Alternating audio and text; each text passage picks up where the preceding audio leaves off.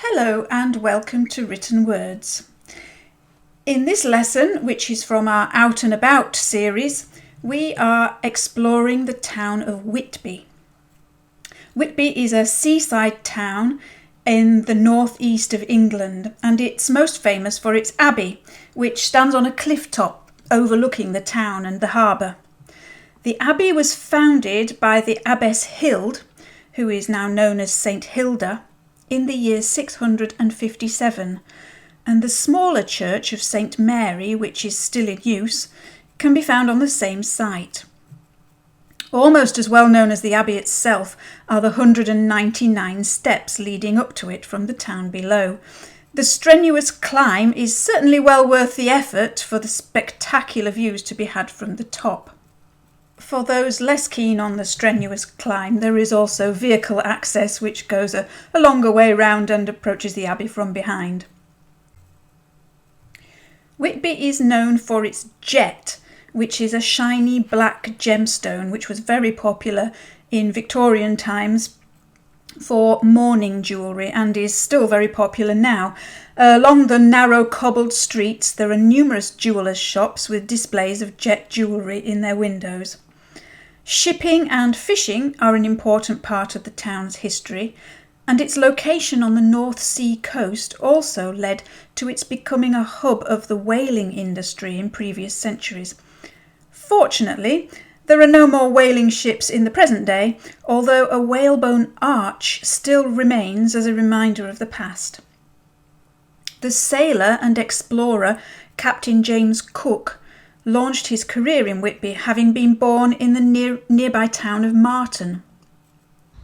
The scenic North Yorkshire Moors Railway connects Whitby to the town of Pickering, its heritage trains passing through the picturesque North Yorkshire Moors National Park. Whitby has two important literary connections.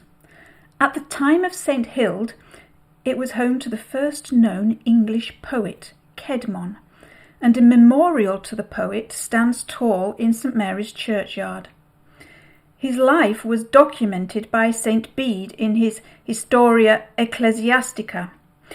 Although Bede describes Cædmon as a prolific poet, unfortunately his only surviving poem is a 9-line Hymn of Cædmon. Whitby's other literary claim to fame is its connection with the Irish writer Bram Stoker.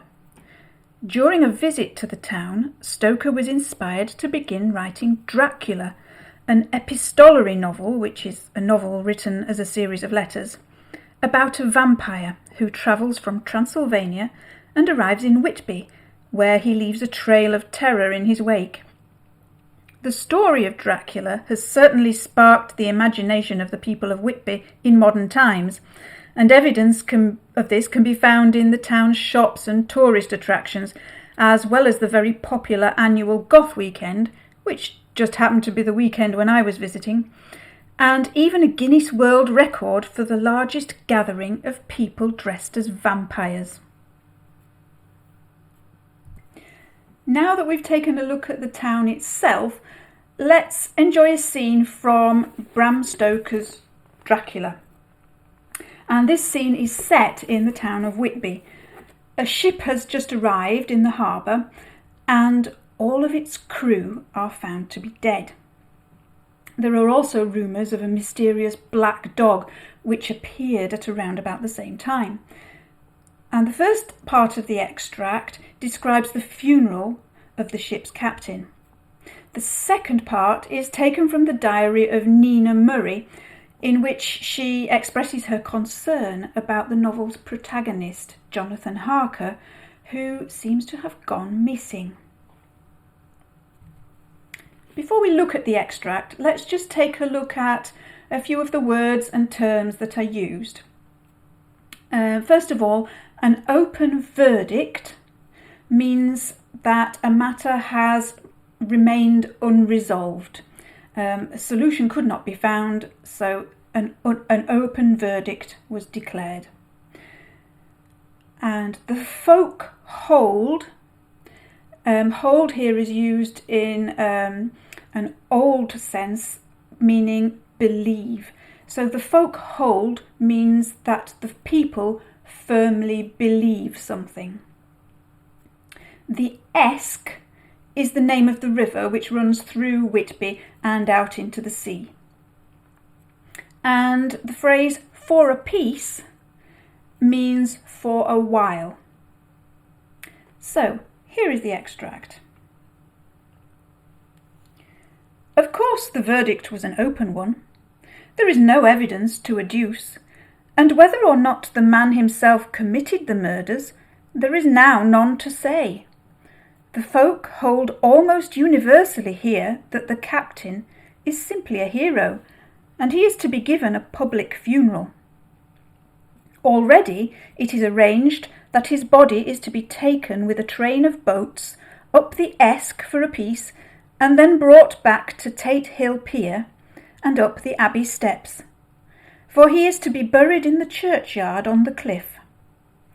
The owners of more than 100 boats have already given in their names as wishing to follow him to the grave. No trace has ever been found of the great dog, at which there is much mourning, for with public opinion in its present state, he would, I believe, be adopted by the town.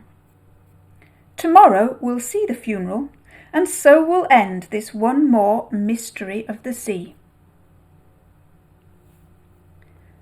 Early in the morning, we both got up and went down to the harbour to see if anything had happened in the night.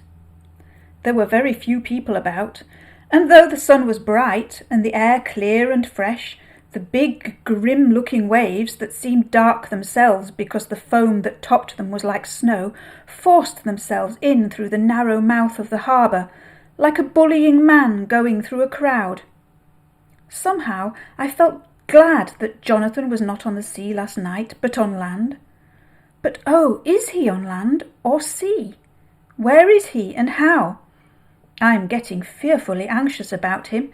If only I knew what to do, and could do anything. Although the name of Whitby is not mentioned in this extract, it is mentioned, however, earlier on in the book, it's still possible to tell from some clues that the action takes place in Whitby itself. The River Esk is mentioned, for example, as is Tate Hill Pier, which stretches out into the harbour in the town. There's also reference to the Abbey steps, as well as the churchyard on the cliff at the top of the steps. Now, in this extract, Stoker uses some vocabulary to build up a sense of mystery. He uses the phrase, an open verdict. The verdict was an open one. An open verdict is something that hasn't been resolved. It hasn't been fully understood, hasn't been fully decided exactly what happened. So there's a sense of mystery. And then he says, whether or not the man himself committed the murders, there is now none to say. There's nobody left alive on the ship, so nobody can say, nobody can bear witness to what happened. So that adds to the sense of mystery. Then he says that no trace has ever been found of the great dog that was mentioned earlier in the book. No trace means a mystery. And then he uses the word mystery itself. He says, and so will end this one more mystery of the sea. And then in the second part of the extract, he uses contrast to create an ominous, sinister feel. He starts off by talking about the sun being bright and the air being fresh. It's a beautiful day. However, he then contrasts that immediately with the big, grim-looking waves that seemed dark themselves. And then he personifies the waves, saying that they forced themselves into the harbour like a bullying man. They're forcing themselves into the town. They're bringing this ominous, sinister mood with them. In her journal, Nina Murray mentions that there are very few people about. But let's take a closer look at that word few, because it can sometimes cause confusion. Few itself means a small number of something. In this case, people. There were few people, very few people. So there wasn't just a small number, there was a very small number of people here. There were very few people. However, if you use few with other words such as quite or fair, then that means the opposite. If you say there were quite a few people, that means that there was a fairly large number of people. If you say a fair few, it's a colloquial expression, but it means the opposite of a few. It means there is a fairly large number. The same goes for a good few. There were a good few people around means that there were quite a number of people, quite a lot. And then if you say there were more than a few people, then that's a larger number still. That's a fairly large number, more than a few. For our writing prompt for this lesson, we're going to do a little bit of virtual exercise. Imagine you are climbing the 199 steps to St Mary's Churchyard next to Whitby Abbey. Your description can be set in any time, the past, the present, or the future, and in any weather conditions you like. But describe how you feel as you climb those 199 steps. What do you feel? What can you see? What is your impression of the experience of climbing those steps? Be sure to download the worksheet for this lesson, which includes the things we've talked about and some exercises and questions to get you thinking, as well as a couple of recommendations for further reading. Thank you very much for joining me in this lesson. I look forward to seeing you in the next one, and in the meantime, happy writing!